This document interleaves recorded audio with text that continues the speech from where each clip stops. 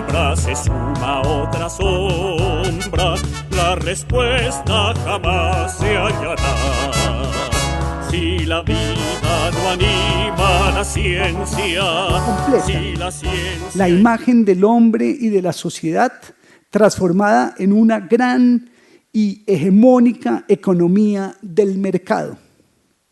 El paso crucial en esta transformación fue, según Polanyi, que la tierra y el trabajo se convirtieran en mercancías de libre venta mediante el mecanismo del mercado.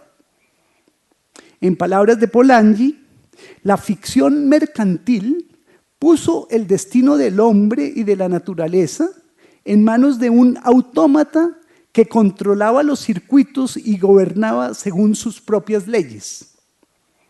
Este instrumento de bienestar general estaba controlado exclusivamente por los incentivos del hambre y de la ganancia, con tal de que los desposeídos pudieran satisfacer su necesidad de alimento vendiendo primero su trabajo en el mercado y con tal de que los propietarios pudieran comprar al precio más barato y vender al más caro, el molino ciego produciría más mercancías para el beneficio de la raza humana.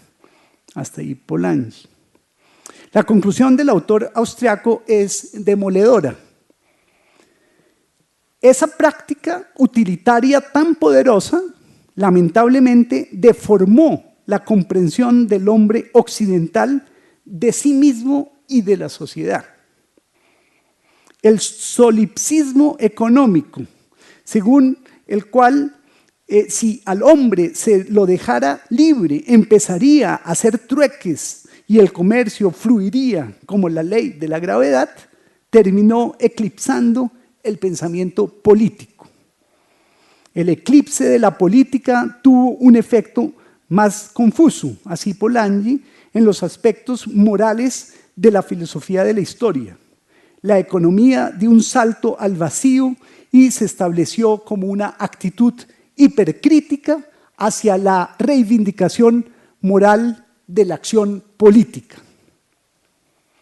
Consecuencia del reduccionismo económico fue además un concepto insulso de justicia, ley y libertad, en nombre del cual la historiografía moderna negó toda credibilidad a los incontables textos antiguos en los que se declaraba que el fin del Estado era el establecimiento de la rectitud, la insistencia en la ley y el mantenimiento de una economía central sin opresión burocrática.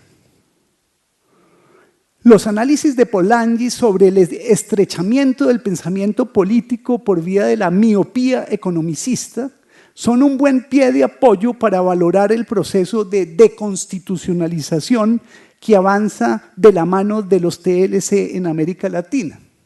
Tomemos simplemente para el caso el ejemplo de Colombia. La constitucionalización del derecho en Colombia a partir de la Constitución del 91 pretendió llevar a la práctica una democracia participativa y pluralista mediante la apropiación de los derechos fundamentales por parte de la población. Este constitucionalismo transformador tuvo importantes avances de la mano de la Corte Constitucional. Ahí están pues las sentencias del maestro Gaviria, ¿no? Muy conocidas, muy referenciadas, entre otras sentencias sobre igualdad, sobre pluralismo, sobre respeto a las minorías étnicas, sobre respeto a las minorías políticas, el delito político, además los derechos individuales en las variantes que más se resalta de la jurisprudencia de Gaviria, como es la autodeterminación de la persona, etc. Esa Corte Constitucional fue el motor de ese constitucionalismo transformador del 91. Doctrinas constitucionales varias, entre ellas el derecho al mínimo vital, la protección constitucional de los derechos económicos, sociales y culturales, la defensa de minorías étnicas y culturales, el reconocimiento de sus derechos, el desarrollo y aplicación del principio de solidaridad, incluso en las relaciones particulares, la función social y ecológica de la propiedad, la unificación de los sistemas de prestación de salud o la constitucionalización de la consulta previa como derecho fundamental en cabeza de las comunidades afectadas por grandes proyectos de desarrollo, entre otros avances, ampliaron las posibilidades de realizar efectivamente una democracia pluralista y participativa en la práctica. No en vano, incluso hasta los sindicatos tradicionalmente adversos a confiar en el derecho constitucional para defender los derechos de los trabajadores y sus organizaciones, terminaron movilizándose y utilizando, entre otras, la acción de tutela en la lucha contra la discriminación sindical. Casi 25 años después, no obstante, debemos reconocerlo, el constitucionalismo social o transformador ha empezado a ser desplazado y superado por un extenso proceso de deconstitucionalización de la sociedad por vía de los tratados de libre comercio internacional. La resistencia constitucional a la fuerza arrolladora del pensamiento económico mercantilista transnacional ha empezado a ceder ante el derecho supranacional basado en la competencia, la eficiencia, la uniformidad cultural y la corrupción del sistema político. El unilateralismo del raciocinio maximizador de ganancias, sin contemplación de sus externalidades para la política, la naturaleza y la cultura, se impone sobre el garantismo constitucional, ahora disuelto por una lex mercatoria con agentes, lógica, procedimientos y mecanismos propios de ejecución. ¿En qué consiste el proceso de deconstitucionalización? ¿Cómo opera y qué efectos tiene para la democracia? Para responder estos interrogantes iniciales, basta por ahora señalar que la deconstitucionalización es un efecto del desplazamiento de la soberanía estatal hacia organizaciones internacionales que adoptan descentralizadamente las funciones legislativas y judiciales en extensos e importantes ámbitos de la vida social. Lo próximo que tenemos que estar preparados es el desmonte del régimen pensional. ¿No? Vamos a una total reforma al régimen pensional. No va a haber pensiones tal y como las concebíamos en el pasado y ese es el próximo capítulo que se exigirá al país para efectos de poder acceder al crédito internacional. La vigencia de la Constitución en el ámbito material de los derechos y principios fundamentales queda opacada o eclipsada, algunos dirían derogada, por la entrada en vigencia de los tratados de libre comercio multilaterales o bilaterales. Organizaciones internacionales como la OCDE y las entidades financieras como el Fondo Monetario, el Banco Mundial, el BID, adoptan directivas y resoluciones que se imponen a los estados como condiciones para cumplir si se desea acceder a financiación o a los mercados, entre otras, la protección de la inversión extranjera. Por su parte, los tratados de libre comercio recortan la soberanía judicial de los estados al imponer la justicia arbitral a las partes para resolver las controversias que puedan presentarse en los negocios de comercio internacional, lo que de nuevo significa el desplazamiento de la Constitución Nacional vía la aplicación de tratados de comercio internacional. Para mencionar un ejemplo, de nada vale la garantía constitucional del derecho al trabajo cuando el Congreso expide una ley que flexibiliza la protección del derecho al trabajo y elimina los pagos por horas extras dominicales o festivos, acogiendo exigencias impuestas por la banca internacional para renovar o otorgar empréstitos internacionales. En la misma dirección, de nada vale la protección de puestos de trabajo en el sector público cuando los mismos organismos exigen la reducción de la planta de personal de las entidades públicas en un proceso de ajuste estructural de forma que se asegure el pago de las acreencias de la banca internacional pública y privada por parte del Estado. Un segundo ejemplo digno de mencionar involucra la intervención pública que intenta impedir que campesinos y cultivadores tradicionales usen sus propias semillas, entre otras en búsqueda del ideal de la soberanía alimentaria, como consecuencia de la protección de la propiedad privada de semillas patentadas. En este caso, es el mismo Estado quien adopta decisiones y lleva a cabo procedimientos contrarios a la satisfacción de los derechos de los más débiles o desamparados.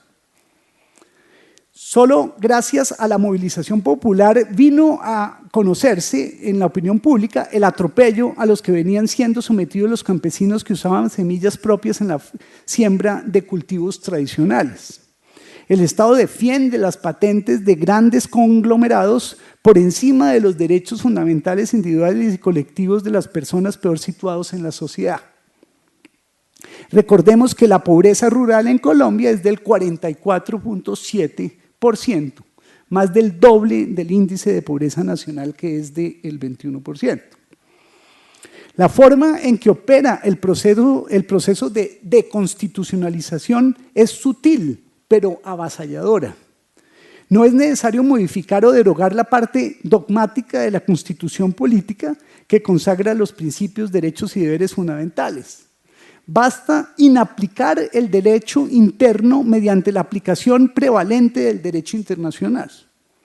El desplazamiento del derecho político interno por un derecho internacional al servicio del capital transnacional, corporativo y financiero, hace patente la validez de lo vaticinado por Marx y luego por autores de ideologías tan disímiles como Carl Schmitt, Karl Polanyi, Niklas Luhmann o Jürgen Habermas.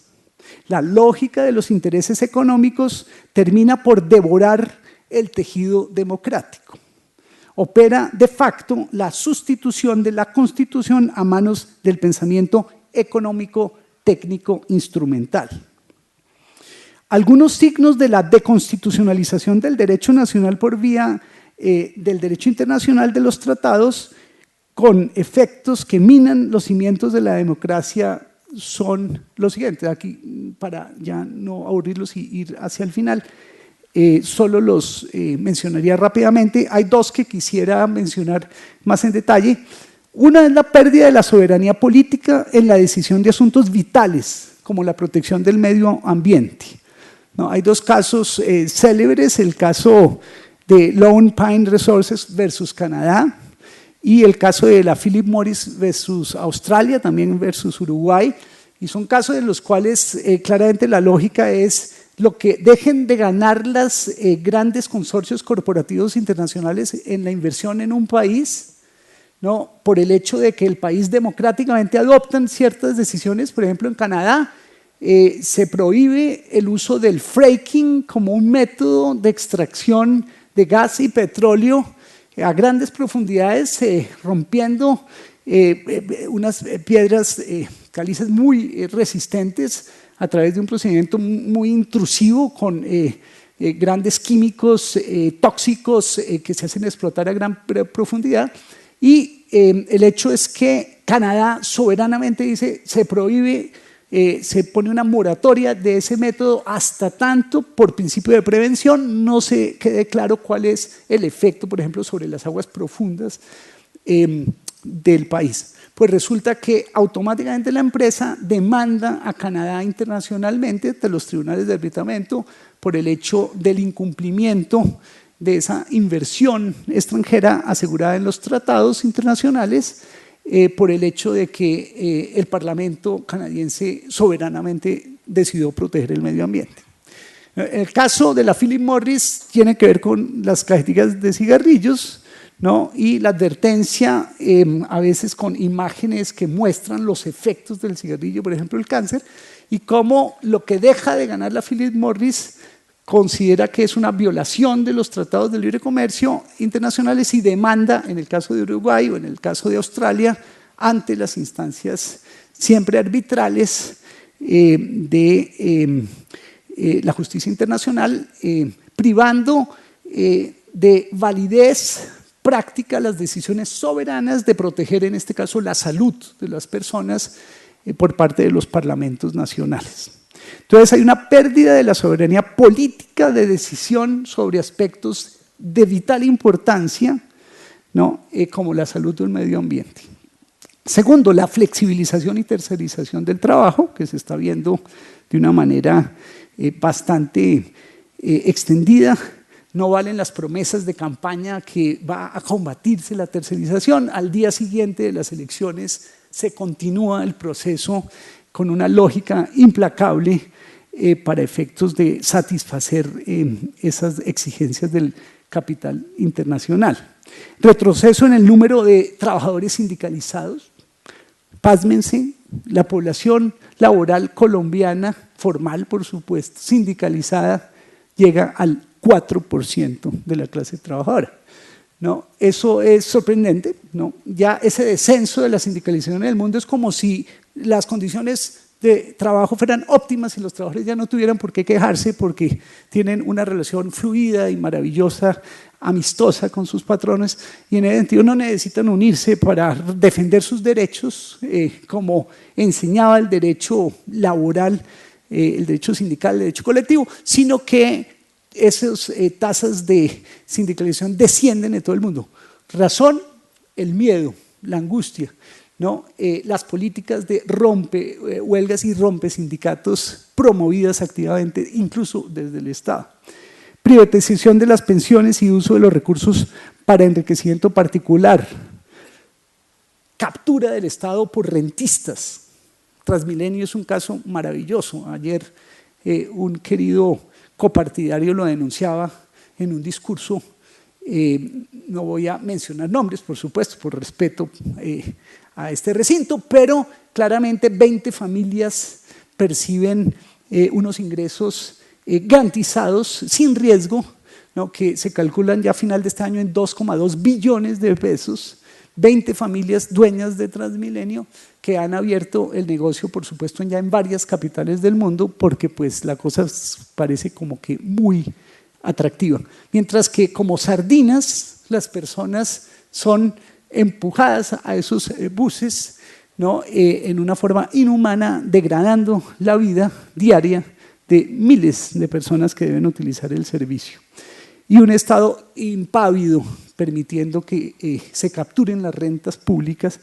Piensen en Codensa, la empresa de electricidad. El dato es espeluznante de que la fórmula que cuantifica qué debe pagarse en tarifa por la energía, por ejemplo, uno de los descubrimientos es que contabiliza todos los activos de la empresa y paga los usuarios un porcentaje por esos activos en su tarifa, y resulta que se toman los valores como si fueran activos acabados de adquirir, última generación, siendo que pues, los activos que están instalados, y ahí está pues, la mala función del alumbrado público, son de 20, 30, 50 años, o sea, ya contablemente tendrían que estar desuetos esos, ¿no? Digamos, activos. Pues no, nosotros pagamos como si hubieran adquirido la última equipo, la última generación de centrales, de transformadores, ¿no? Y eso está contenido en la forma. Entonces, nos atracan, ¿no? Abiertamente. Eso es un consorcio italiano importante, pues se dirán cuánto recibieron aquellos que negociaron el contrato. Abandono de la educación pública. Hay una clarísima intención del gobierno de eliminar la educación pública superior, ¿no? Doctor Ricardo Sánchez, aquí presente, lo puede constatar, se está cayendo la universidad pública. Hay una ley ahí como una estampillita para darnos pañitos de agua tibia, ¿no?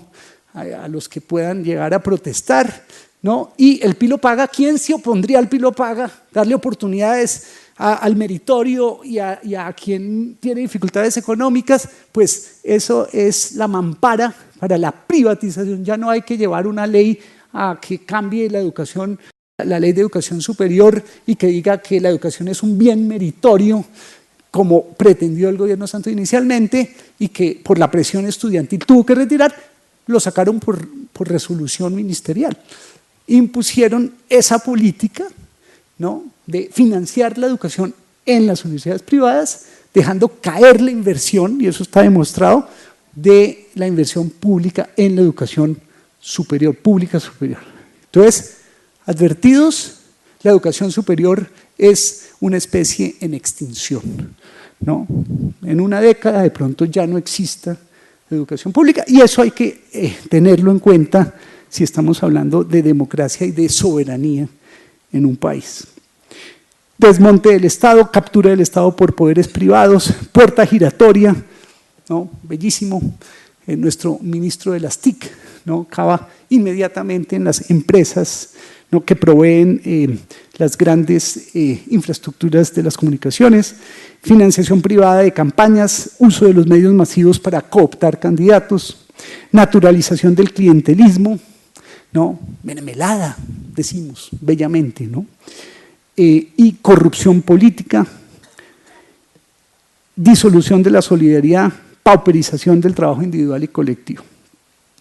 Y voy terminando. A la luz de lo expuesto, es extendida la opinión de que el nuevo orden mundial, en el cual predomina la acumulación de riquezas y la depredación de lo social, los presupuestos necesarios para la existencia de la democracia y del Estado republicano de derecho se encuentran claramente socavados. Al respecto, los teóricos y filósofos políticos se dividen en dos grupos, el uno más pesimista que el otro.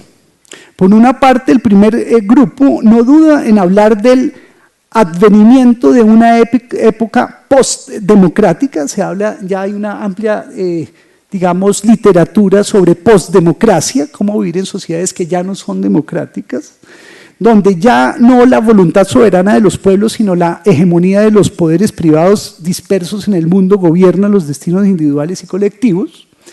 Bajo este dantesco cuadro, no solo la autonomía privada y pública de la que habla Habermas en su defensa de la democracia deliberativa estaría comprometida, sino incluso los postulados de derechos humanos y de Estado de Derecho. Se habría cumplido así la premonición según la cual los circuitos del poder y del dinero terminarían por devorar a la sociedad civil para instaurar un sistema autopoético donde desaparece el sujeto mismo como agente de la historia.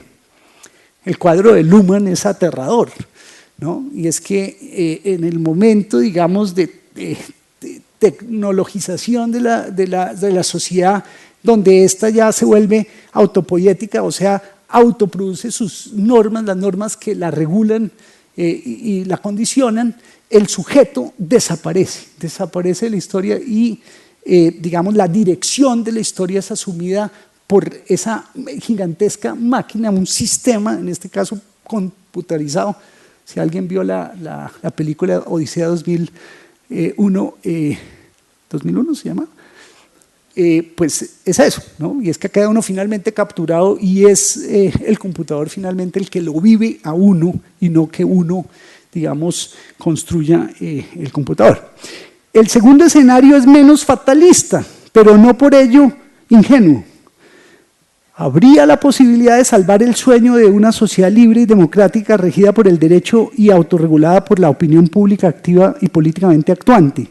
Sin duda esta alternativa está lejos de ser una realidad. Por el contrario, todo apunta a cuestionar si la sociedad civil mundial encontrará la motivación, la constancia y la fuerza necesarias para rehacer el proyecto de la modernidad si entendemos por la finalidad de emancipar a todo el género humano de la dominación, que es, digamos, la idea de un Marx joven idealista, ¿cierto? Las reformas que habría que adelantar a nivel local, nacional, regional y global, su envergadura y su complejidad hacen dudar de que la humanidad cuente con la inteligencia y las energías suficientes para adelantar tal transformación cultural e institucional. Por mencionar solo un ejemplo, en materia de realizar la democracia, entre otras medidas, se plantea la prohibición de dineros privados en las campañas políticas, el acceso igualitario a los medios masivos de comunicación pública, la prohibición del uso de canales privados, el establecimiento de 2 días libres destinados a la deliberación política para escoger candidatos, la financiación de los votantes por parte del Estado exclusivamente para evitar la compraventa del voto, entre otras medidas.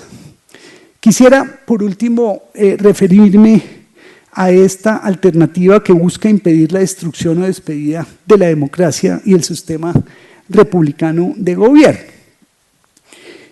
Y yo creo que la labor de la academia es, y sobre todo en la filosofía política, en la teoría política, en la filosofía del derecho, ahondar en los autores y las teorías que reflexionan sobre esta problemática y buscar atisbos de cómo evitar que esta colonización del pensamiento económico, técnico, instrumental, que ya describían pues, los filósofos críticos de Frankfurt, ¿no?, pudiera llegar a revertirse mediante un autoexamen de las potencialidades mismas del ser humano, ¿no? Y en ese sentido, creo yo que hay una serie de autores que pueden resultar de interés dentro de los muchísimos que puede haber.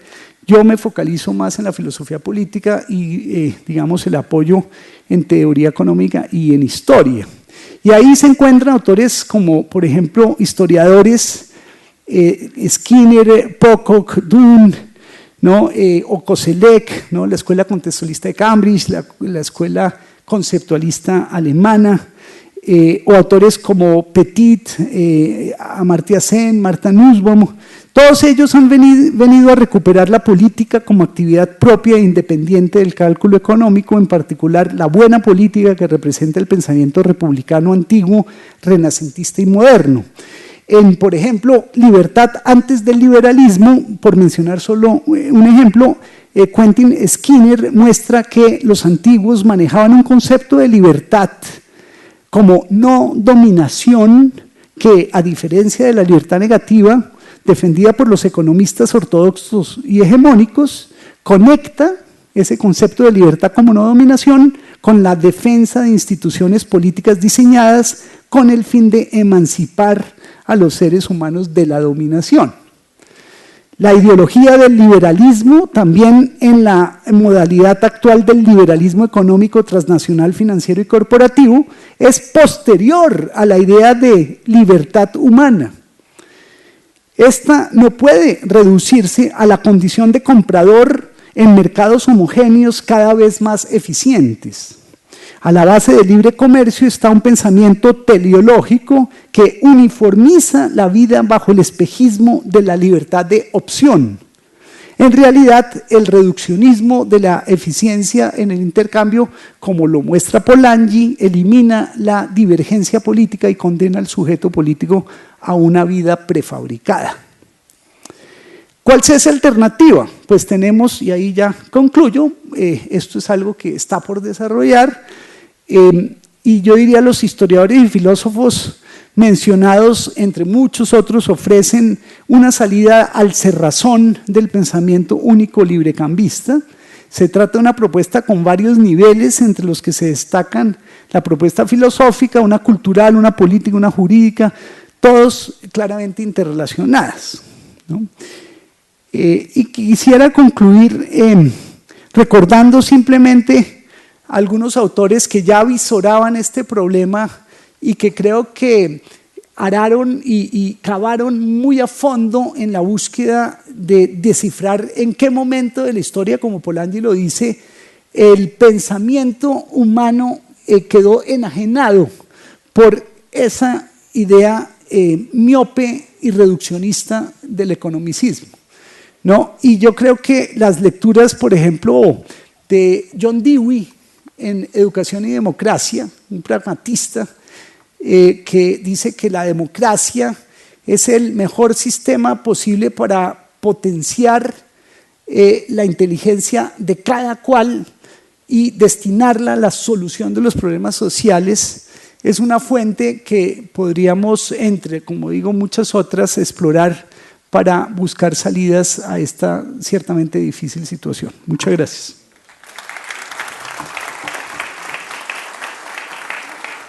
Entonces vamos a hacer la presentación de la conferencia del doctor Ricardo Sánchez, que se intitula 5 tesis sobre el derecho y la paz en Colombia. Ya sobra presentar al doctor Ricardo. Esta mañana estuve en el homenaje muy interesante sobre el maestro Carlos Gaviria.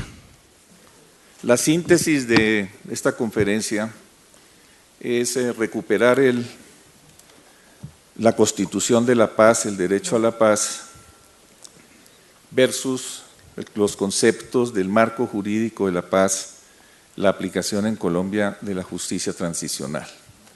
Una conclusión muy sencilla: aplicar el derecho a la paz, desechar el concepto de justicia transicional tal como quedó plasmado en la reforma constitucional. La Constitución Política de Colombia define en su artículo 22: la paz es un derecho y un deber de obligatorio cumplimiento. Este artículo hace de la Carta Política un pacto de paz y para el logro de la paz y el ordenamiento jurídico que permite la vigencia de los derechos humanos, la soberanía y la república democrática. Para ello es necesario la paz con las guerrillas que resisten y subvierten el orden público. Carlos Gaviria define el alcance de la Constitución del 91 así, y es un principio rector de todo análisis sobre el tema. El tema para abordar es los derechos humanos y la paz, dice. Si uno estudia la Constitución, encuentra en ella dos características sobresalientes. Primero, es una Constitución pródiga en derechos, ambiciosa en derechos como ninguna otra, y en segundo lugar contiene una disposición insólita, una disposición un tanto extraña. El artículo 22 creo que no está consignado en ninguna otra carta, en ninguna constitución del mundo. La paz es un derecho y un deber de obligatorio cumplimiento. El carácter imperativo de esta norma se refuerza en el capítulo 5, en el artículo 91, al establecer como deber de la persona y el ciudadano propender al logro y mantenimiento de la paz. ¿Para quién la paz se constituye en un derecho? Para todos los ciudadanas y ciudadanos y la sociedad plural, y un deber ¿para quién? Para todos y en especial para el Estado, que está obligado a garantizar la vida y la convivencia. Es uno de sus fines esenciales, como está en el artículo 2. Proclama el artículo 11, el derecho a la vida es inviolable. Toda la trama social y política y con ella la Constitución tiene este primado de la vida, que es el derecho de los derechos, lo que remite a lo que Angelo Papacchini denomina pulsión de vida y derecho a la vida. He recordado estos principios que están plasmados en la Constitución, en artículos, porque todo eso ha sido puesto en el congelador, en la discusión actual de la política gubernamental de paz. El régimen político colombiano, y es una invitación a revivirlos. El régimen político colombiano es el de una república presidencial. El presidencialismo constituye el superpoder con su constelación de facultades y alcances, subordinando en buena parte a las otras ramas y órganos del poder público. El artículo 188 señala tales dimensiones, comillas, el presidente de la República simboliza la unidad nacional y al jurar el cumplimiento de la Constitución y de las leyes se obliga a garantizar los derechos y libertades de todos los colombianos. Es el jefe de las Fuerzas Armadas, el director de la guerra, y le compete convenir y ratificar los tratados de paz. Es decir, el presidente de la República tiene todas las condiciones de poder para concluir tratados de paz, acordarlos, para cesar la guerra.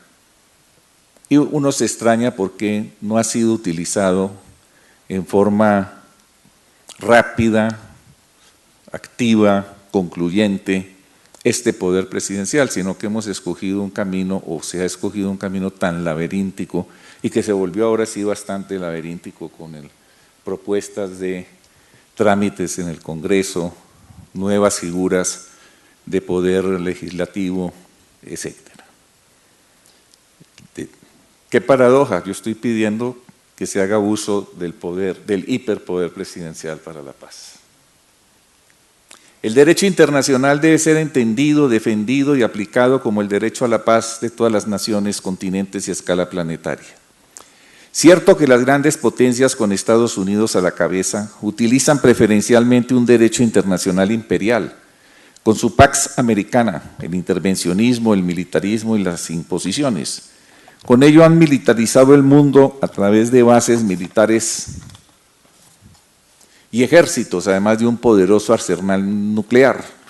Pero el derecho internacional como campo de lucha por la paz mundial y regional ha logrado mantenerse y a veces ser efectivo.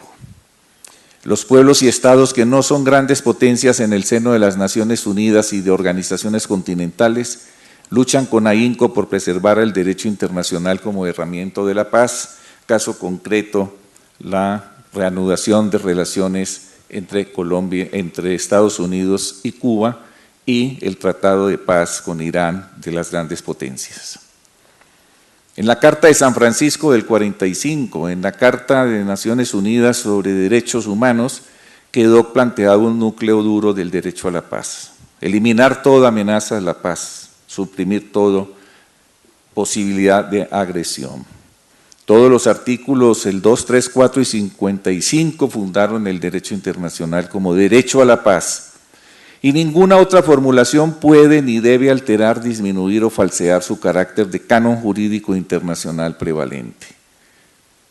Ya oímos cómo esto está siendo conculcado, acorralado, un golpe de Estado permanente por parte del derecho internacional de las transnacionales, como en forma muy acertada y brillante lo ha expuesto el colega Rodolfo Arango.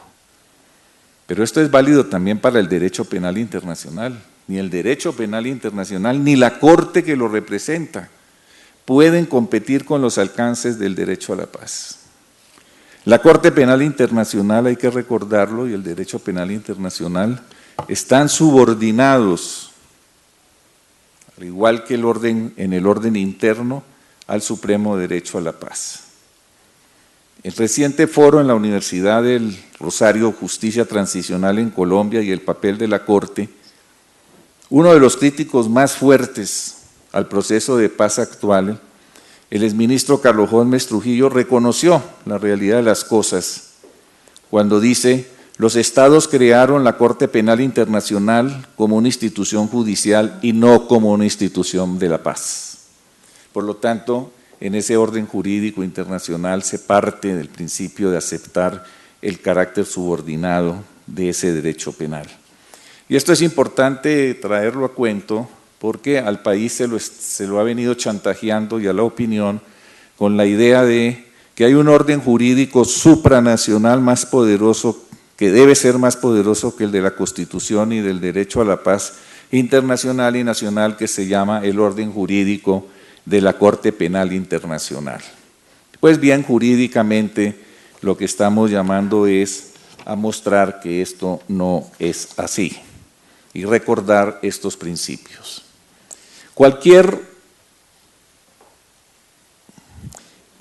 Este derecho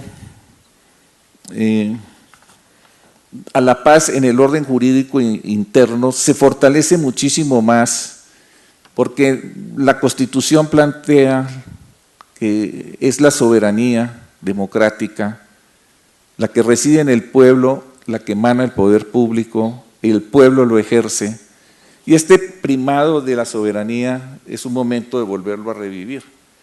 Pero en las discusiones de la Corte Penal Internacional eso fue tenido en cuenta, por eso en el preámbulo del Estatuto de Roma se dice con claridad: la justicia internacional de este tribunal, que agencia este tribunal, es subsidiaria, es complementaria, no suprime el orden jurídico interno, no puede alterarlo.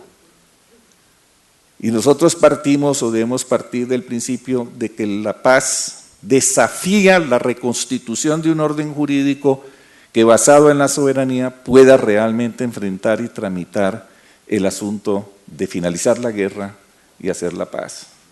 Por lo tanto, no a la Corte Penal Internacional en la intromisión del trámite de la paz en Colombia. No nos gusta, no me gustan las declaraciones de fiscales internacionales y exfiscales de la Corte Penal Internacional y el silencio del gobierno frente a amenazas de que van a actuar en esta materia. Dicho esto, aparece el Acto Legislativo 1 del 2012, que introdujo en la Carta el concepto de justicia transicional, famosísimo marco jurídico para la paz. Es una justicia excepcional, por eso es transicional, cuyo fin es facilitar la terminación del conflicto armado y el logro de la paz estable. Descansa en garantizar los derechos de las víctimas, a una verdad, justicia, reparación. Pero el derecho de la paz también, y de manera superlativa, tiene como fin eso, la verdad, la justicia, la reparación y mucho más. Anuncia que con una ley estatutaria se dará un tratamiento diferenciado para los distintos grupos armados ilegales y también para los agentes del Estado. Además, también se crearían instrumentos de carácter judicial o extrajudicial que garanticen los deberes estatales de investigación y sanción para el logro de la verdad y la reparación. Se aplicarían mecanismos extrajudiciales. Se anuncia también la promulgación de una ley para crear una comisión de la verdad y el otorgamiento de facultades a la Fiscalía General de la Nación para priorizar el ejercicio de la acción penal, y por ley estatutaria se determinarían criterios, una cláusula constitucional antitécnicamente redactada, completamente causística, además. Y se le da entonces este criterio a la Fiscalía para que determine, priorice el ejercicio de la acción penal a los máximos responsables de todos los delitos de lesa humanidad, genocidio o crímenes de guerra cometidos en forma sistemática. Establece la suspensión de penas, las sanciones extrajudiciales de penas alternativas y las modalidades de aplicación de la pena.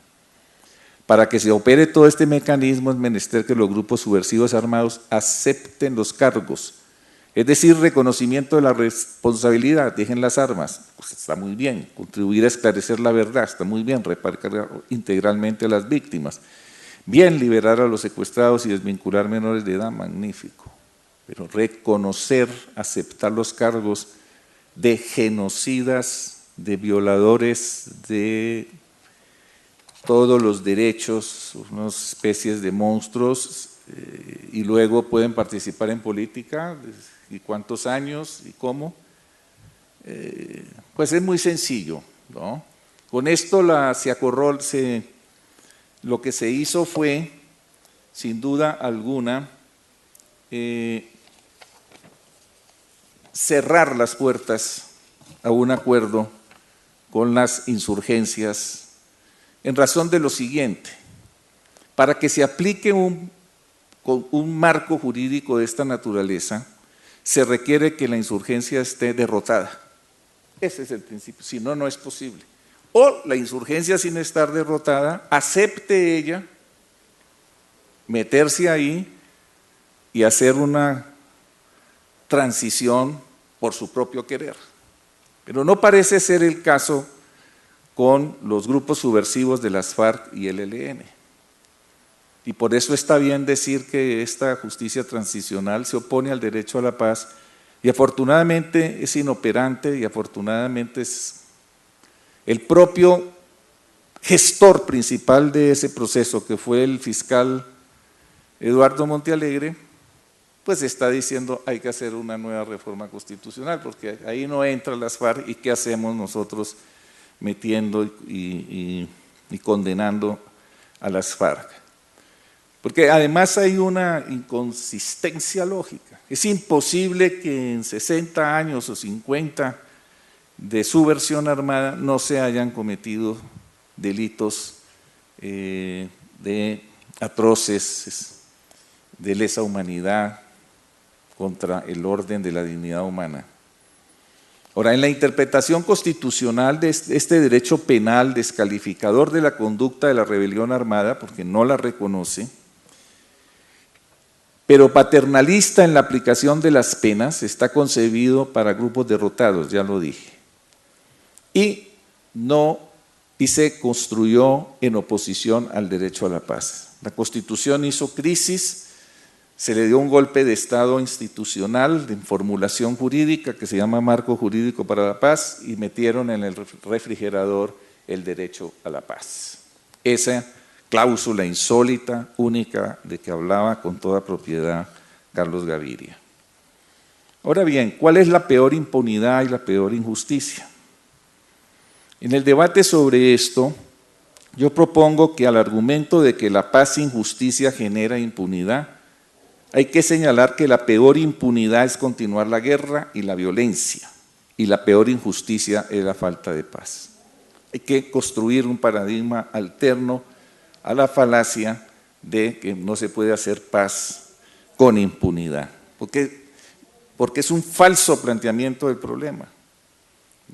El asunto consiste en señalar que la gran impunidad histórico-política que existe en Colombia es mantener la guerra. La peor injusticia que existe contra una sociedad, contra la colombiana en particular, es mantener esta barbarie de la guerra, es la falta de paz.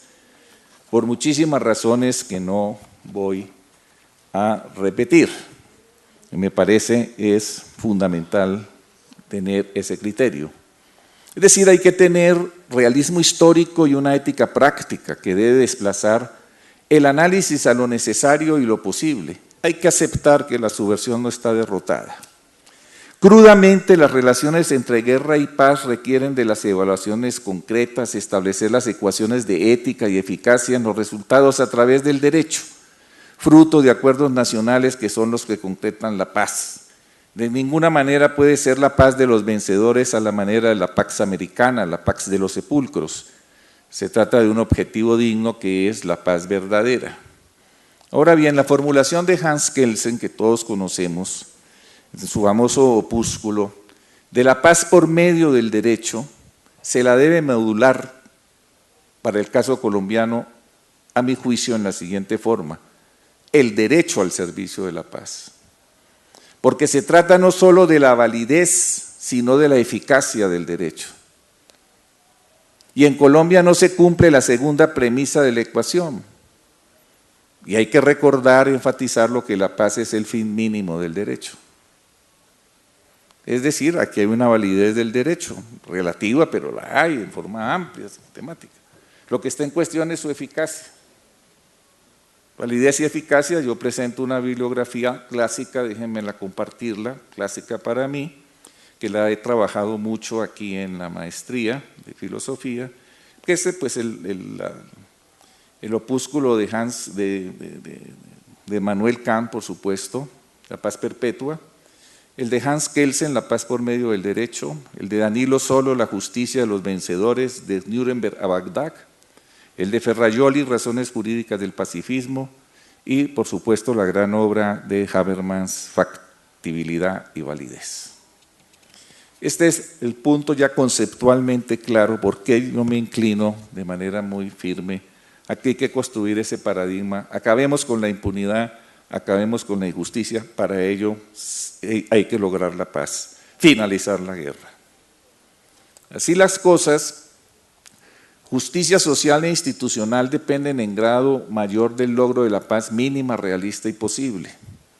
Para los guerrilleros de las FARC y el ELN y el EPL está servida la oportunidad de la paz, no se logró a través de la guerra. Con la paz se puede avanzar en las reformas y replantearse nuevas propuestas sobre lo que debe ser la revolución de nuestro tiempo.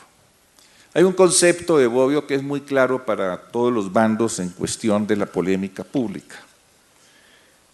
Y es de parte de los grupos de izquierda, o de un buen sector de los grupos de izquierda, la paz tiene que ser con justicia social y presionan duramente que no, los acuerdos, el mensaje es directo, implícito, pero directo, no vale la pena firmar un acuerdo que no sea con justicia social, es decir, reforma agraria y cambios sustantivos.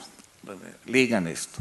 De otro lado, el argumento que estoy atacando, dicen no puede haber paz con impunidad, no puede haber paz sin realmente satisfacer las reparaciones completas de la sociedad, no solo de las víctimas, etcétera, etcétera. Y sobre todo con penas, castigo.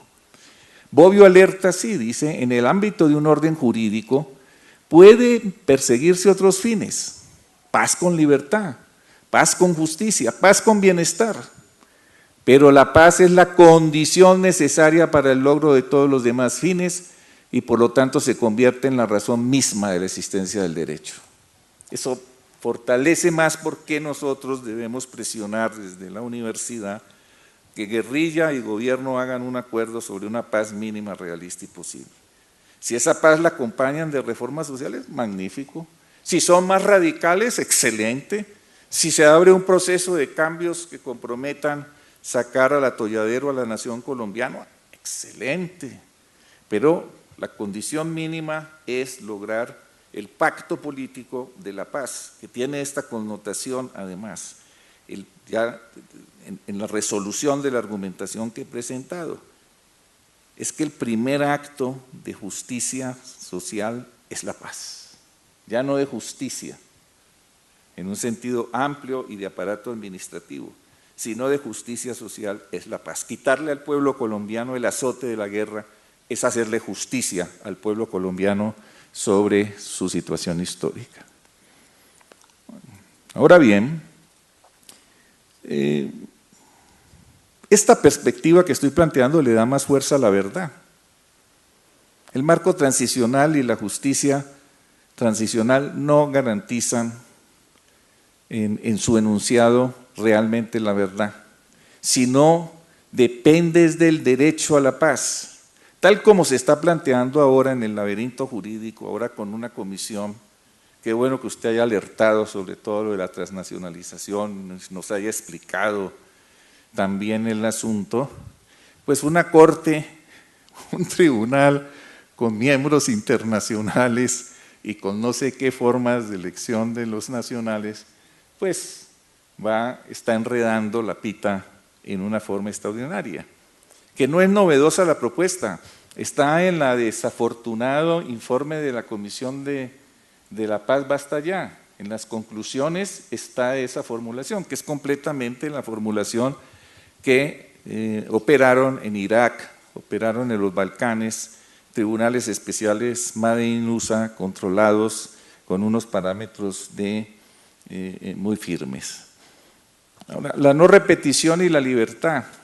Bueno, ¿qué es lo que puede garantizar la no repetición? Lo único que puede garantizar la no repetición es acabar la guerra.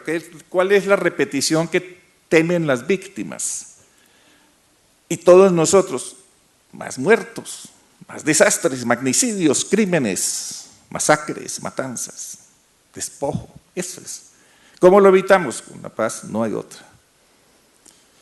No hay otra.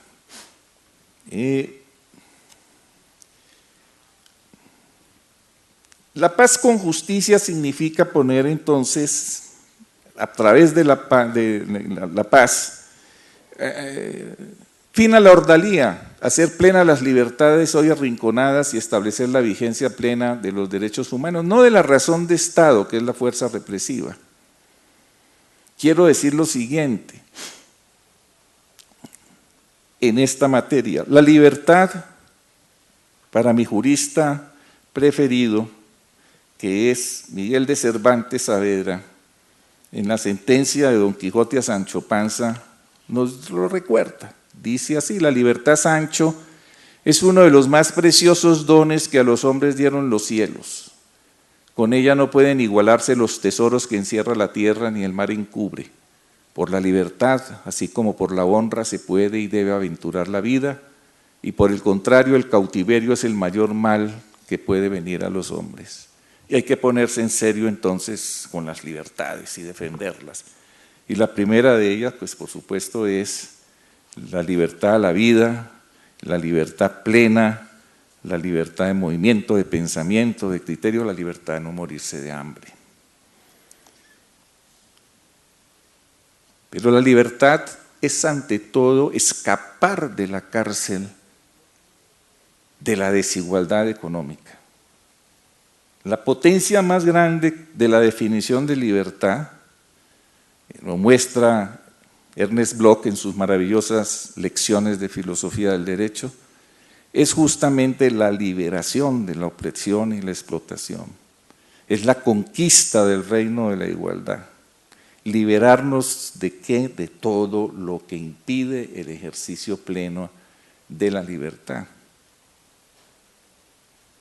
Y la libertad que se plantea para los guerrilleros es una libertad post-castigo. Me parece que está inspirada muchísimo en un sentimiento fuerte en la sociedad colombiana, especialmente en las clases altas y medias, de que lo que debe haber es venganza, de lo que debe existir es un verdadero ajuste de cuentas. Y lo que se le propone a la guerrilla es un cambio de lo prometido.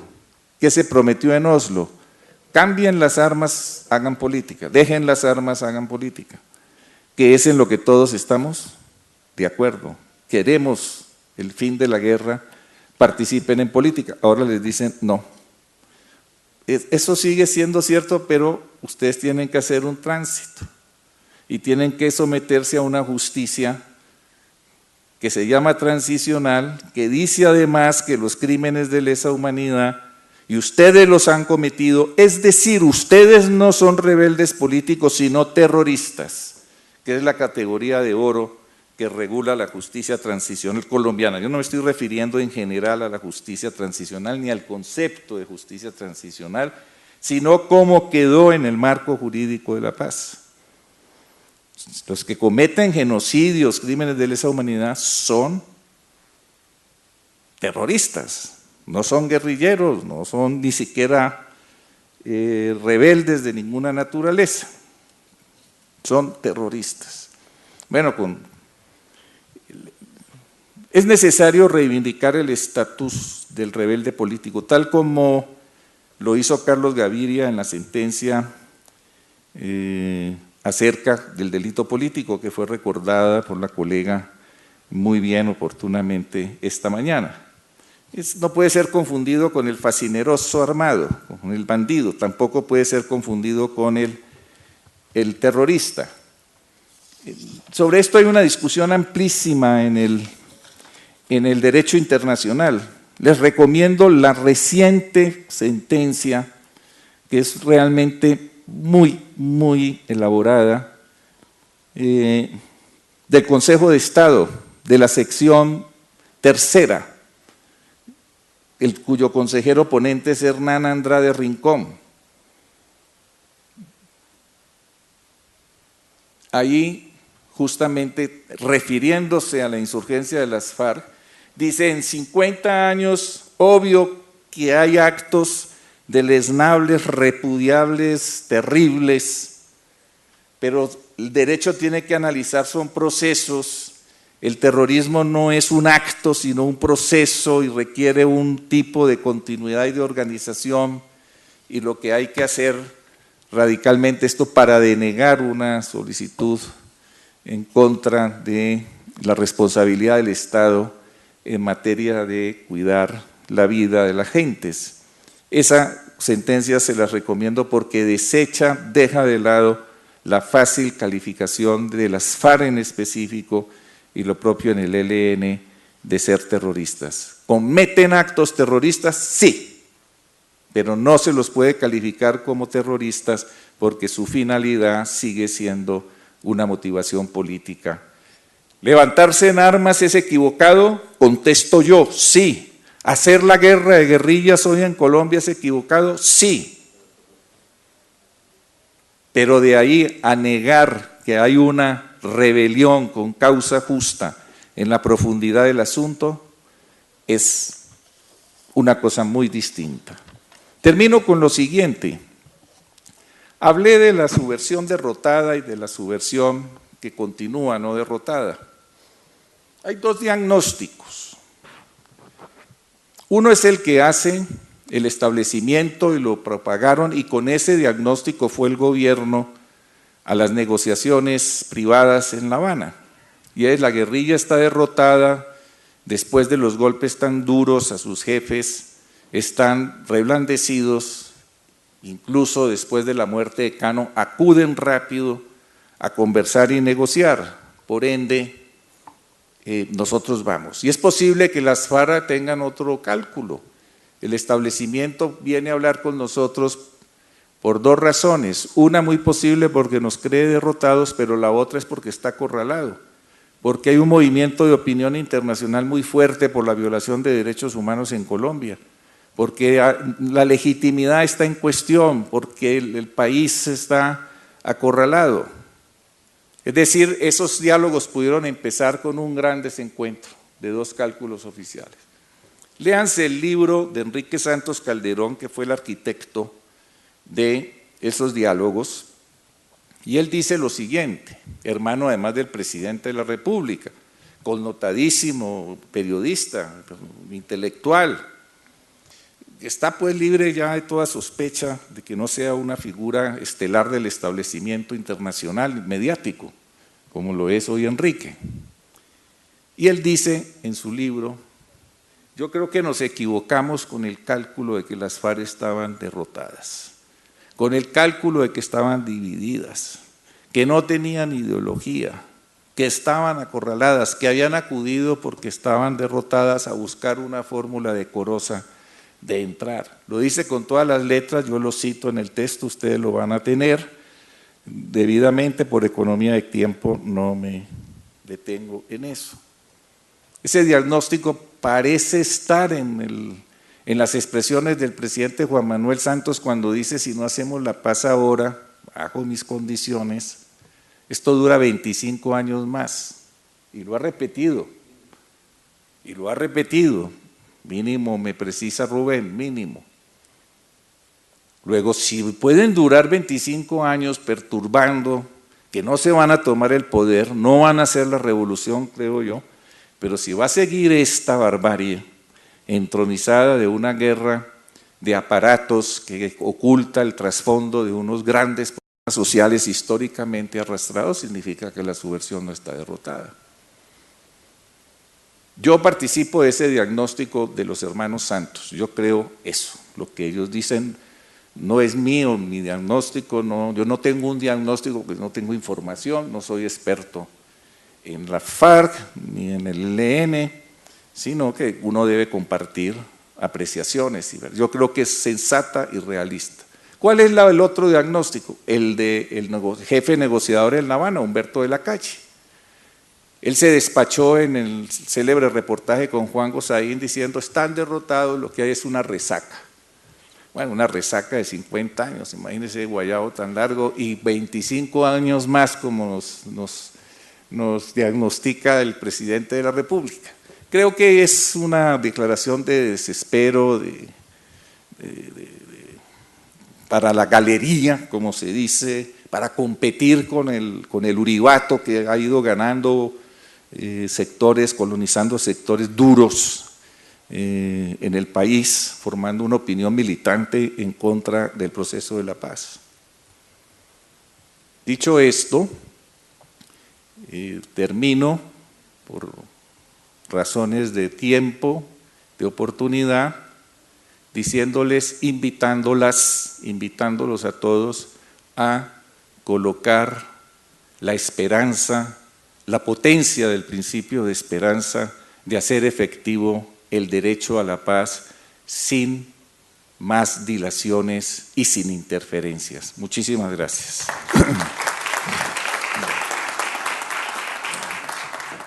¿Qué alternativa se avisora cuando el derecho ya no permite la resistencia ante esa lógica del capital y cuando si acaso sirve para defender derechos individuales mínimos?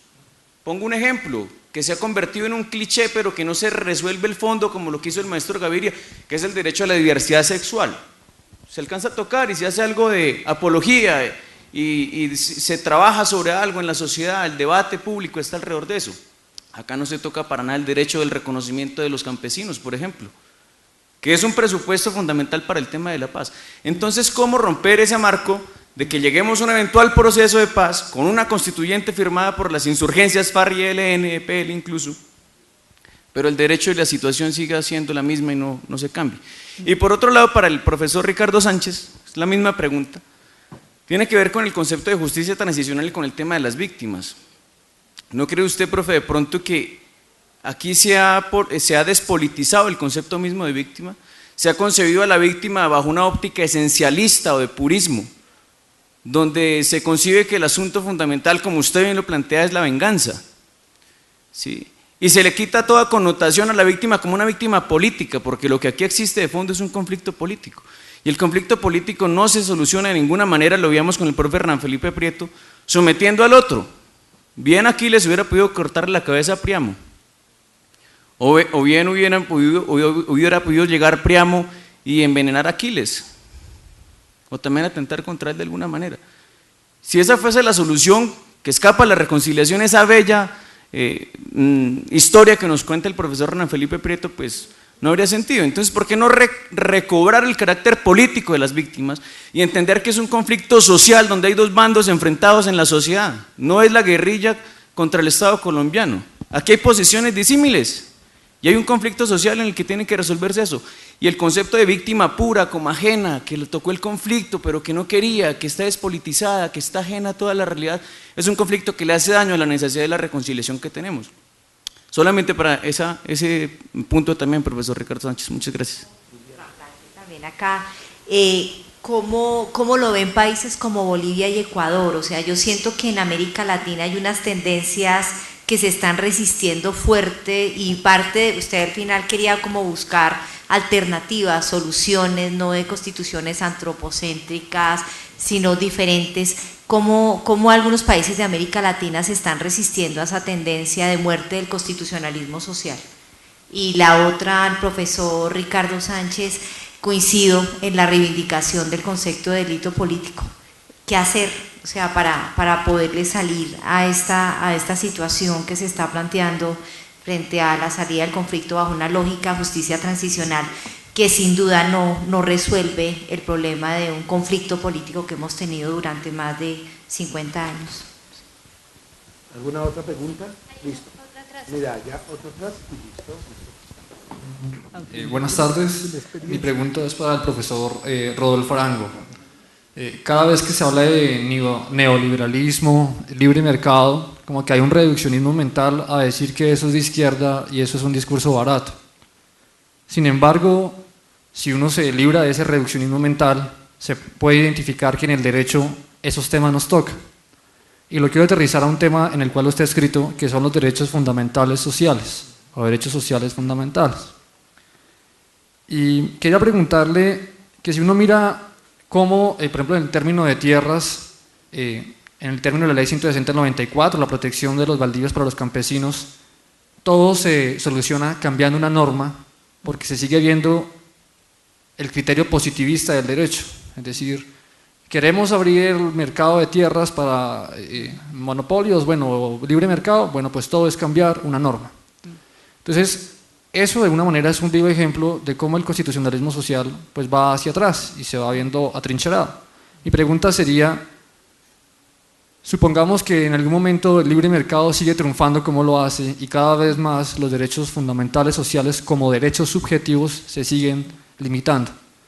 ¿Podría entonces uno seguir o decir que una de las formas de defenderlo sería acudir a las teorías de Dworkin en respecto de su naturalismo, en el sentido de que basta ya de normas escritas y positivas, sino vayámonos a los principios como última defensa de los derechos sociales? Gracias. Bueno, ante todo, muchas gracias por las preguntas. Con respecto a la primera, ¿qué salida habría a este cuadro un poco dantesco, un poco pesimista que he planteado, donde campea e impera un capitalismo financiero transnacional muy poderoso, descentralizado, no se puede detectar exactamente cuáles son sus centros de operación? Y yo acudiría a Heidegger en una muy acertada visión, y es que yo creo que la pregunta, tal como haga uno la pregunta, está condicionando la respuesta. Él hablaba de horizonte de vida, ¿no? Como horizonte de sentido, y la idea de horizonte de sentido hay que trabajarla. Yo creo que, yo por lo menos personalmente, pues le pido disculpas que responda tan personalmente, he encontrado la insatisfacción por el derecho en la filosofía, ¿no? En el estudio de la filosofía. Y yo creo que el mundo está muy poco preparado y muy poco maduro para enfrentar un desafío histórico de un error, digamos, en el devenir, para no hablar de progreso, en el devenir del pensamiento. Entonces, si uno lo ve hegelianamente, aceptamos que esa experiencia colectiva humana de siglos tendría una finalidad, algún objetivo. Marx pensaba en la emancipación de todo el género humano, hablaba del ser humano como ser genérico en los escritos de Juventud. Entonces, si uno acepta que hay algo así como una finalidad en la historia, pues uno diría, en algún momento eso se desencaminó, ¿no? Y, por ejemplo, en la Edad Media o en el Renacimiento, ¿no? Pues habría habido mucho más posibilidades de lograr ese objetivo que lo que es hoy en día la situación, porque ese pensamiento y esa acción humana se habrían desencaminado, ¿cierto? Y pues el diagnóstico de Polanyi en el sustento del hombre es muy impactante, porque es un hombre formado muy concienzudamente y profundamente en el estudio de la economía, ¿no? Pero a la vez es un gran humanista, y entonces él lo que dice es, cuando dejamos que la tierra y el trabajo se convirtieran simplemente en medios de producción, sometidos como mercancías a el mercado, ahí ya está perdido, digamos, el proyecto de la humanización, el proyecto de la emancipación humana.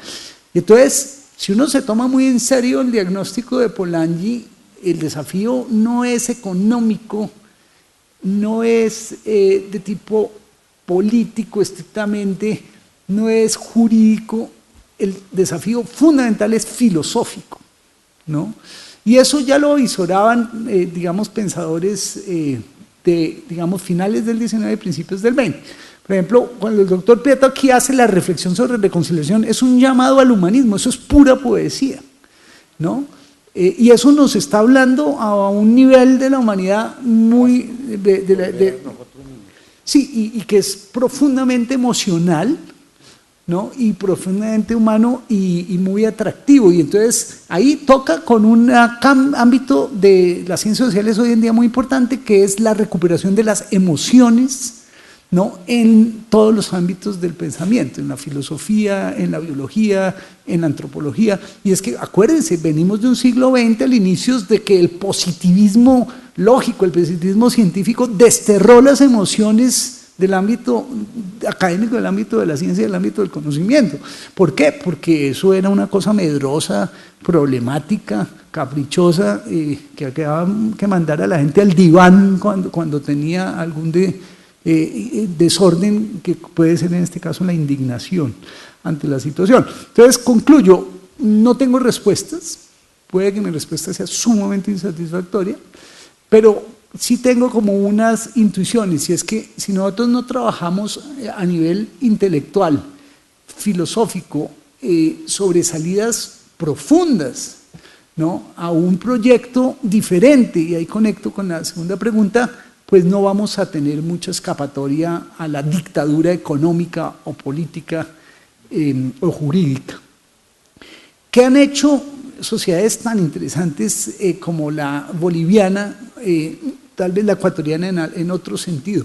Y es que se han atrevido no solo a explorar ese pensamiento filosófico, por ejemplo, no antropocentrista, ¿no? Sino que además lo han puesto en práctica políticamente, ¿no? Y tener un tribunal constitucional multicultural y multinacional operando, y que efectivamente opere y que no caiga en un desvarío y se trivialice la función de tribunal constitucional, eso es una cosa sorpresiva.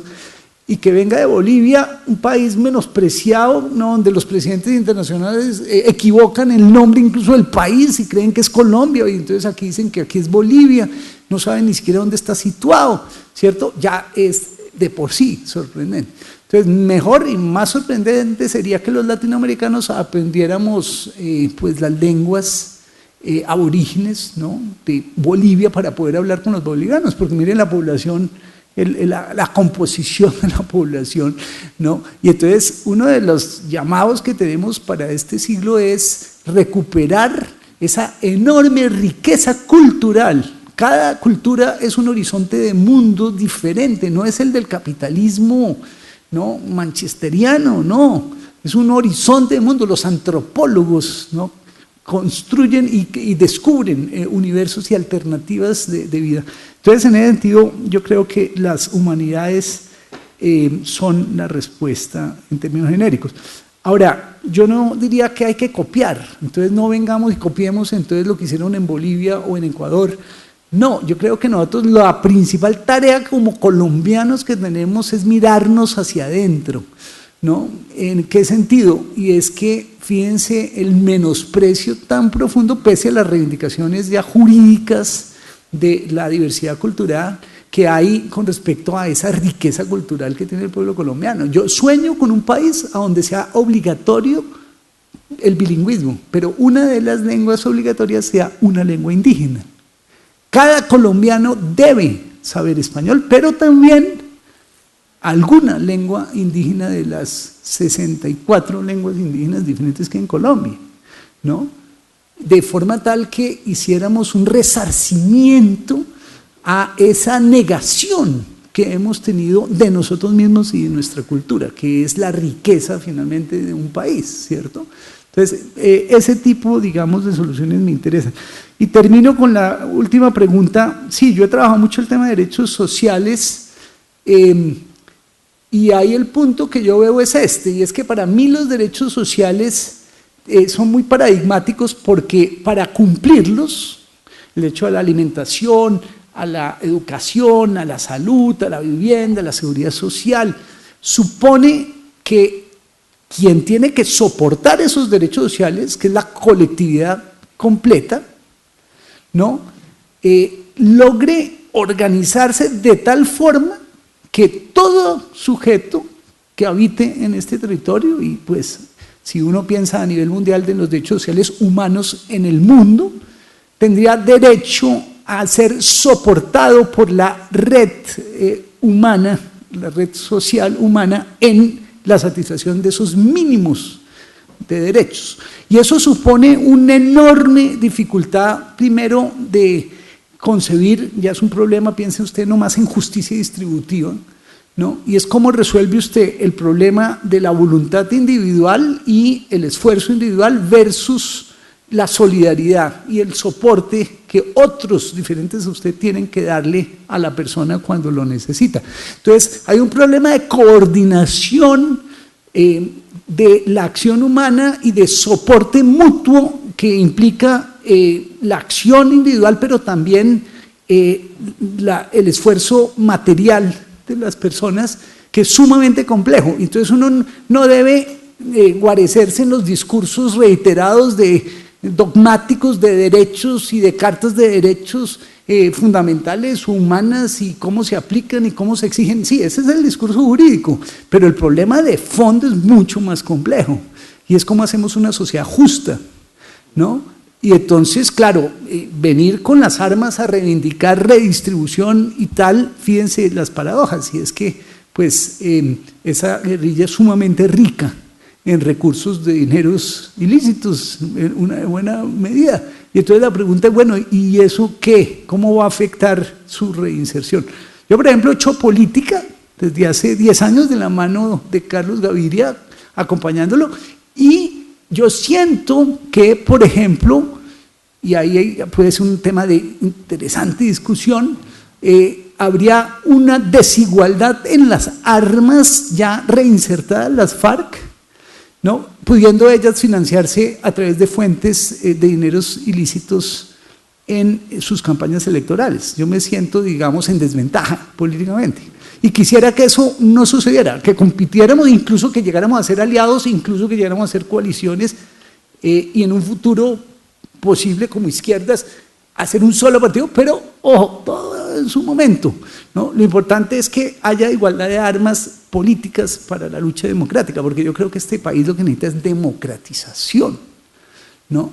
Y es que la gente renuncie, como muy bien, lúcidamente el doctor Ricardo Sánchez nos ha dicho, renuncie a las armas, ¿no? Y acepte entrar a la divergencia, a la controversia, al disenso, al debate, al conflicto político con la palabra, con los argumentos, ¿no?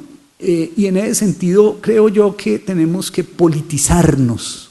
Entonces termino con esa, digamos, mensaje, y es el antídoto a la despolitización de la globalización económica es repolitizarnos al máximo, ¿no?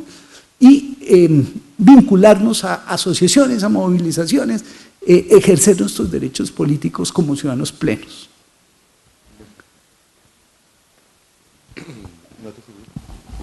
Sí, lo que Liliana pregunta, pues es sobre el delito político, es justamente atrevernos a decir lo que estamos diciendo, recuperar una larga tradición del derecho de rebelión que surge históricamente desde Espartaco como paradigma de la rebelión perseguida, de la humanidad oprimida por el imperio de la época, la rebelión antiesclavista nada menos, en el corazón mismo de Roma. Y ese es el principio que tienen las cosas, volver a colocar las cosas en su justo lugar.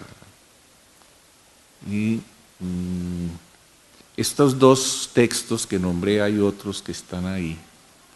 La sentencia de Carlos Gaviria y la sentencia de Hernán Andrade reciente del Consejo de Estado muestran que en el país no se perdió el hilo de la tradición democrática sobre el delito político, en el caso específico también del delito de rebelión. Y ese cambia todo el enfoque. Nosotros caracterizamos la subversión como delincuentes políticos o como rebeldes políticos, cuando estén derrotados como delincuentes políticos, pero si no están derrotados como rebeldes políticos, o los caracterizamos como fascinerosos, como terroristas, a los cuales los condenamos, no los pudimos derrotar, pero los derrotamos y los condenamos.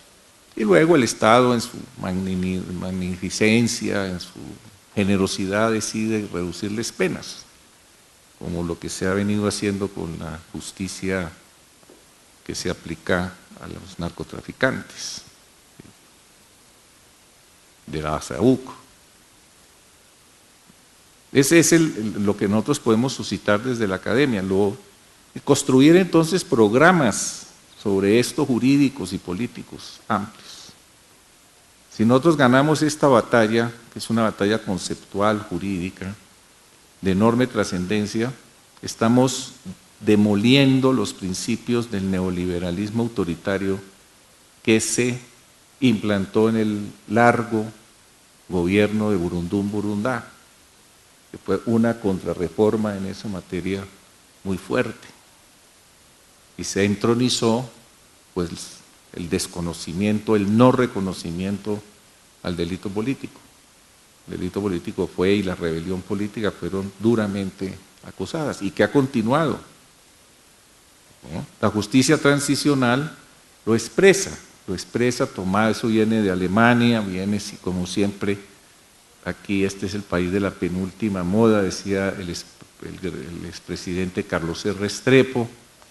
Aquí copiamos y calcamos, no innovamos teniendo en cuenta las experiencias internacionales, que es lo que hay que hacer, por supuesto uno debe, pero esta realidad no es subsumible en ninguna otra, esta guerra es única, excepcional, aunque tenga en cuenta parámetros de otras guerras y de otras experiencias. Ese es el comentario, no respuesta, no aspiro a dar respuestas.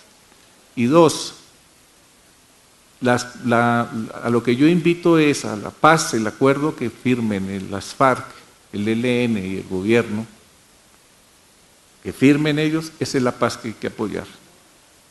Si firman un acuerdo que no te satisface a ti, ni a mí, ni a nadie, los logros de justicia social, ese es un problema para otro tipo de debate. Pero haríamos mal en decir, volver a condicionar el logro de la paz con otro tipo de cosas. Porque la paz es un bien esencial, un valor fundamental, pero además es el derecho de los derechos en el sentido en que cristaliza lo de la vida humana. Déjeme explicarlo en clave de su doctrina, de sus concepciones, con ejemplos históricos. Cuando los bolcheviques enfrentaron la guerra, la Primera Guerra Mundial, y triunfaron con la revolución.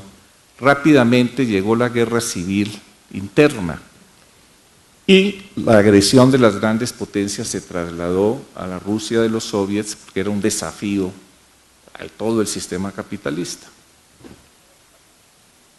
Y se le planteó una ofensiva enorme y el gobierno soviético estaba acorralado y entraron a discutir si se debería hacer un acuerdo de paz con los alemanes, que era la gran potencia más cercana y más hostil. El ejército zarista se había derrumbado, había sido derrotado, quedaban los guardias blancos y el interior de Rusia, los terratenientes, en fin. ¿Y la discusión cuál fue? Una línea que era la de Bukharin, que decía: transformemos esta guerra en una guerra revolucionaria, tenemos que ir hasta el final. Otra, la del negociador, el canciller de la época, León Trotsky, que decía: ni paz ni guerra. Y la de Lenin, que dijo: hay que firmar la paz. Esa paz que nos ofrecen, ¿cuál es? La entrega de la mitad de Rusia. Atención, la entrega de la mitad de Rusia. Y Lenin fue colocado en minoría durante semanas, esto fue una lucha intensa.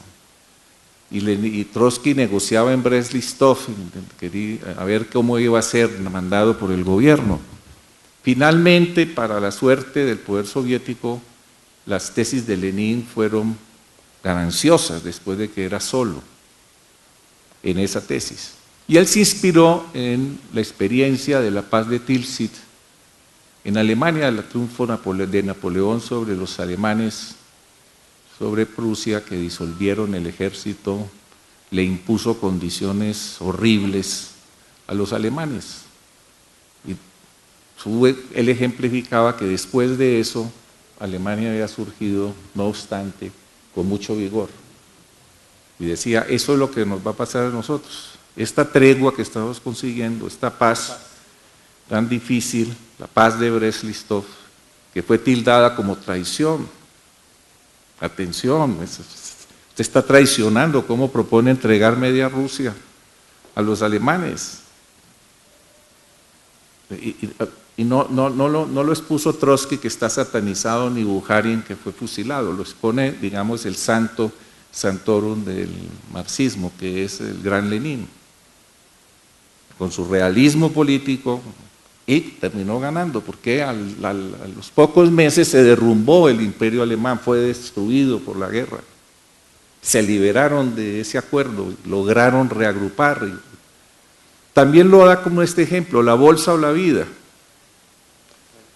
La bolsa o la vida, ¿usted qué entrega? Usted entrega la bolsa que sea, no entrega la vida. Queda sin plata, queda totalmente en nada. Ese puede ser un ejemplo extremo. Pero acá no se trata de eso. Acá se trata de una paz que acuerden los guerrilleros y el gobierno. La guerrilla, en su sabiduría, tiene que conocer qué es lo que va a firmar. Y no nosotros desde afuera, con un lenguaje altisonante, diciendo: no, señores guerrilleros, ustedes no pueden firmar, porque ese es el mensaje y no otro, hasta que no esté resuelto el problema campesino. Allí teóricamente lo que hay es lo siguiente: la revolución es una vía para conseguir la paz.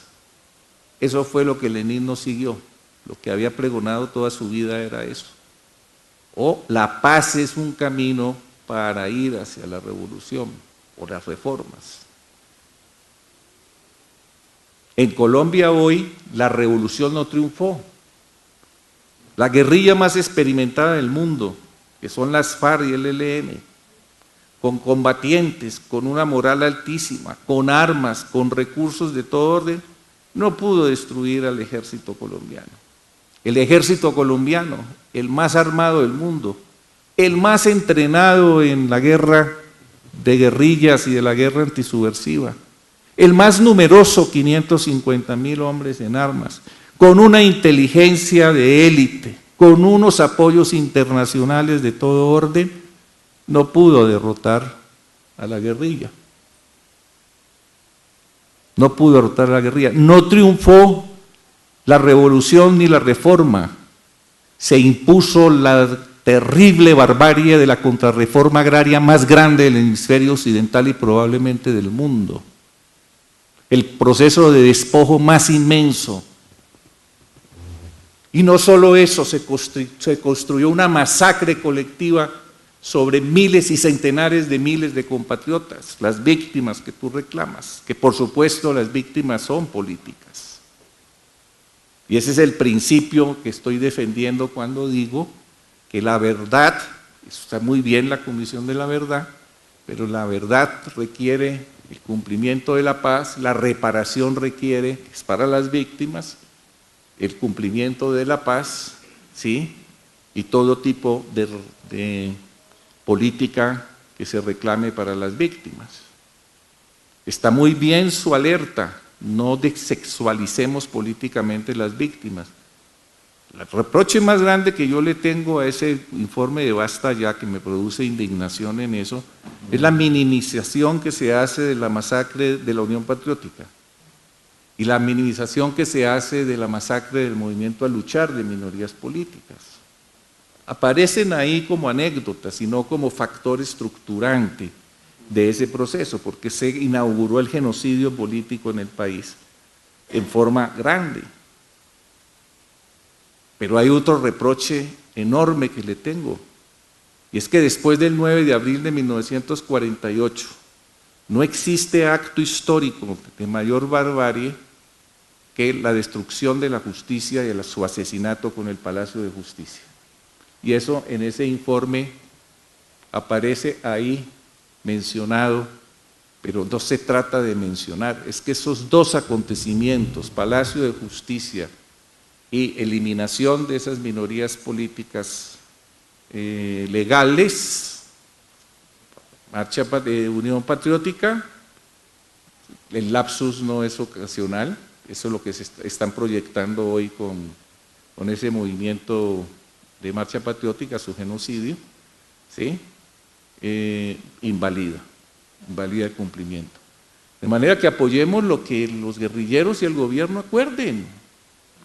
Eso no le pongamos condiciones, de la misma manera que le estamos diciendo a los otros, no le pongan condiciones, si no es paz sin impunidad, es decir, con 20 años de cárcel y además no deben ser 5 jefes guerrilleros, sino 50 y además la familia, además, porque ese es un territorio que está por fuera realmente de un mensaje de reconciliación de los colombianos, de toda condición social y política que requerimos. La paz es la condición para lograr lo que usted dice, la justicia para los campesinos, y no primero consigamos la justicia para los campesinos y luego hacemos la paz, o triunfemos y hagamos la revolución para luego hacer la justicia a los campesinos. No está al orden del día en Colombia la revolución. La hegemonía es de las derechas, digámonos la verdad. Pues la derecha internacional, con todo lo que nos ha explicado Rodolfo de la transnacionalización. La derecha jurídica, Fukuyama, aquí yo lo documento, nos acaba de recordar el triunfo más esplendoroso del neoliberalismo jurídico, es nada menos que la decisión de la Corte Suprema de Justicia de los Estados Unidos que declara el dinero como una expresión de la libertad, como una concreción de la libertad de expresión que está dentro del orden jurídico constitucional, es decir, el triunfo del mercantilismo en el orden jurídico, por la Corte de las Cortes del mundo, ¿sí? Que es el método. Vivimos una política de exterminio. Eso es lo que hay en el orden del día. Por eso hay que saludar que las FARC estén metidas en el proceso y apoyarlos. Por eso queremos que entre el ELN. ¿Sí? ¿Por qué? Porque la paz no liquida el conflicto, al revés, lo transforma, lo deja de ser un conflicto propio de la barbarie y de la criminalización y lo convierte en un conflicto en la cual, si usted quiere, en el lenguaje clásico, la lucha de clases se pueda expresar ampliamente y por lo tanto las masas oprimidas y explotadas puedan hacer uso de los escenarios que les han sido conculcados. Los caminos son estos que nombra Rodolfo: Bolivia, Ecuador, Argentina, donde se han hecho transformaciones, gústenos o no las orientaciones, los caudillos, tenemos reparos en muchas cosas, ¿sí? Pero se han hecho avances significativos, o lo que sucedió en Brasil, que puede revertirse. Pero es una lucha política abierta en la plaza pública, a la movilización, a lo que uno aspira cuando se firme un proyecto de paz. Pero bien, esperamos que nos digan los dirigentes políticos mañana en la plaza pública cuáles son sus programas y ver nosotros con cuál de ellos nos identificamos. Muchas gracias.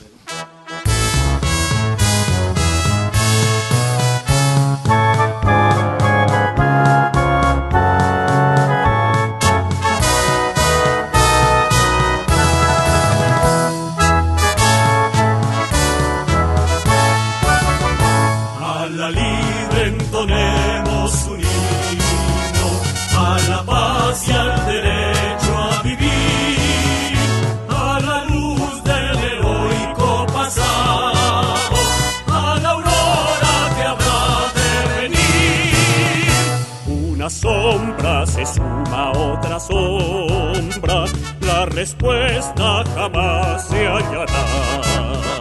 Si la vida no anima la ciencia, si la ciencia en la